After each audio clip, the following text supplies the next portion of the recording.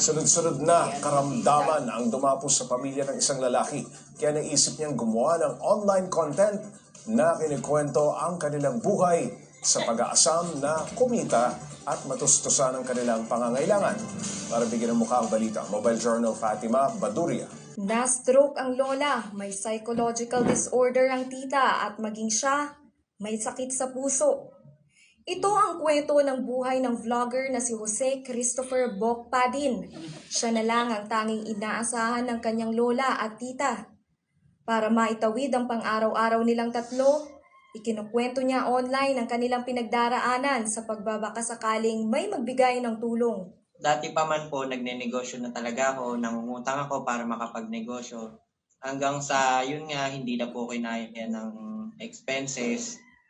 So, wala na akong puhunan. Hanggang sa, namalimos na po ako online. Hindi niya rin daw kasi maiwan ang lolang paralisado na ang kalahati ng katawan. Ganon din ang tiyahin na minsan ay hindi makontrol ang kinikilos. Kung minsan, kapag tinotoyo siya, kung anong mahagis niya, babalibag niya, ganun po. Sinisipa niya yung pinto. Para wala namang kusang tumulong yung mga kamag-anak mo.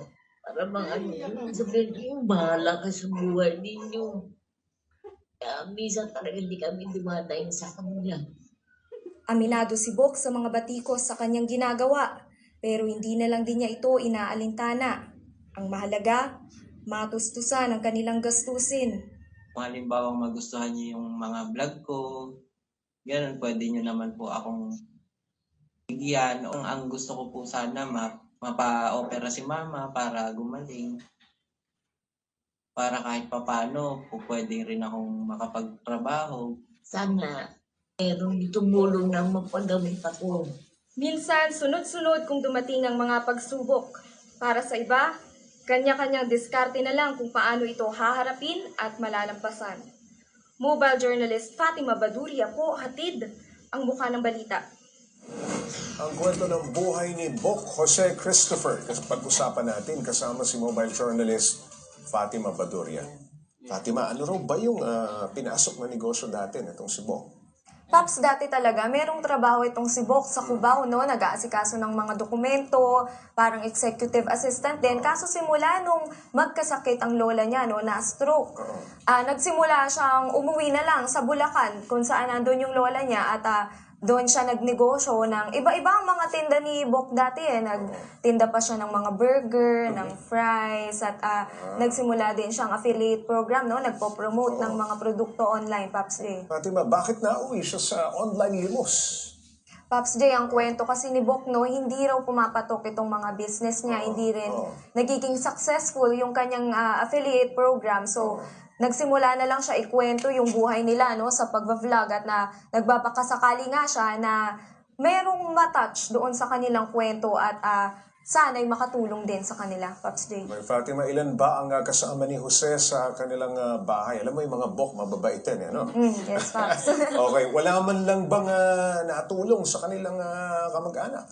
Paps J, actually tatlo na lang sila bukod kay Bok at ang kanyang lola, nandun din yung kanyang tita. So wala ring makakatulong sa kanilang iba. Lahat nga sila ay may sakit. At yung iba naman, yung tito at yung nanay ni Bok ay may iba na ring mga pamilya, Paps J. So malayo na rin sila. Hindi na rin makatulong doon sa kanilang gastusin, Paps J. Okay, ngayon, bukod sa pagiging vlogger, ano pa ba ang ibang pinagkakakitaan ni Jose? Paps J, sumusubok pa rin si Bok na doon sa kanyang affiliate program, no, yung pag-promote ng iba't ibang mga produkto. Pero talagang ang main na pinagkukuhanan niya ng panggastos ay yun nga ang pag-vlog niya. Vlogging. Yes.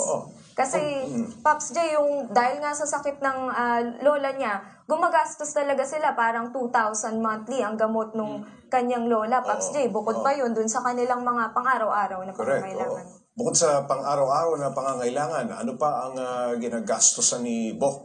No? Bukod dun sa siguro yung gamot ni nanay. Ano pa? Yes, Paps J, no? Yun nga. Talagang ang laki rin ng gastos ni Lola, pero iba pa yung mga pang-araw-araw nila, mga pagkain, yung kuryente, yung tubig, Paps, grocery, yes. Okay, paano yan? May sakit din siya sa puso, no? Siya mismo, si Bok, ay nagpapa-check up na ba siya at umiinom ng gamot? May maintenance ba siya?